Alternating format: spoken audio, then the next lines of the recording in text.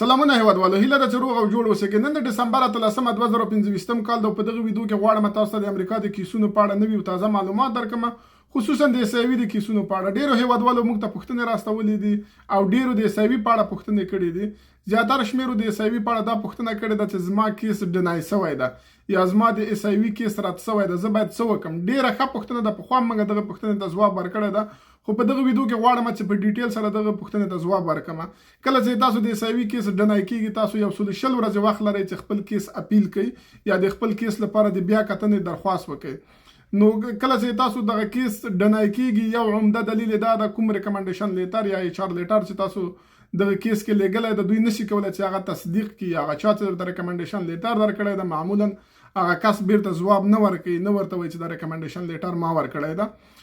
زیاتره وخت کې د دې په خاطر باندې چې هغه کمپنۍ خپل کارونه درولي یا هغه څوک چې په نظام کې اوس نور په نظام کې نشته یا خپل ټلیفون شمیره یا ایمیل ادرس بدل کړي، نو د دې په خاطر باندې وایي نشي کولای چې د ریکمنډیشن لیټر تصدیق کړي. که تاسو چیرته واقعا په تیرو 20 کلونو کې له امریکا سره کار کړی په افغانستان کې او ریکمنډیشن لیټر او HR لیټر لري او د تاسو کیس ډنای شوی، نو تاسو کولای شئ له بل چا څخه ریکمنډیشن لیټر یا دغه واخلئ HR لیټر واخلئ.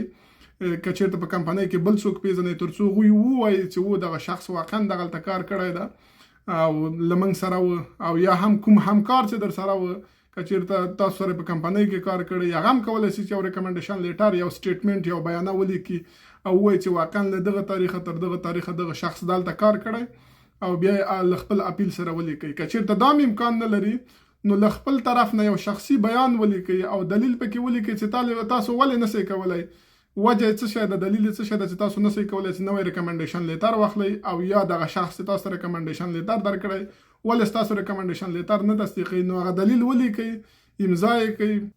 همدارنګه په خپله بیانه کې دا هم ذکر کوي چې له کوم تاریخه تر کوم تاریخه له کوم سوپروایزر سره او په کوم ځای کې تاسو کار کړی ده، له کومې کمپنۍ سره، لغه نه وروسته خپل سټیټمنټ له خپل ریکمنډیشن لیټر HR لیټر او نور اسنادو سره یو ځای کوي او خپل کیس اپیل کوي. نو کله چې خپل کیس اپیل کوي، لغه نه وروسته چیف اف میشن ته چې کله ستاسو کیس ورسیږي، هغوی د امریکا د دفاع له وزارت څخه درخواست کوي او ستاسو معلومات ورته لیږي چې ستاسو د ریکمنډیشن لیټر کاپي ورته واستوي. ځکه کوم ریکمنډیشن لیټرونه چې په افغانستان کې ورکړل شوي د دې ټولو کاپي د امریکا د دفاع وزارت سره شته. که چیرته د امریکا د دفاع وزارت ستاسو د ریکمنډیشن لیټر تصدیق وکړي، نو ستاسو د اسایوي کیس به اپروف شي. که چیرته تاسو مرستې ته ضرورت لرئ، نو موږ کولی شو تاسو سره مرسته وکړو تر څو خپل کیس اپیل کړئ. او که تر اوسه پورې تاسو اسایوي ته درخواست نه یې کړی، نو صرف 12 ورځې وخت لرئ چې اسایوي ته درخواست وکړئ. که چیرته اسنادونه در سره یي او په شرایطو برابر یاستئ، نو دغه طلایي چانس له لاسه مه ورکوئ او د اسایوي لپاره درخواست وکړئ. تاسو کولی شئ په مستقیم ډول د موږ د کابل له څانګې سره په 0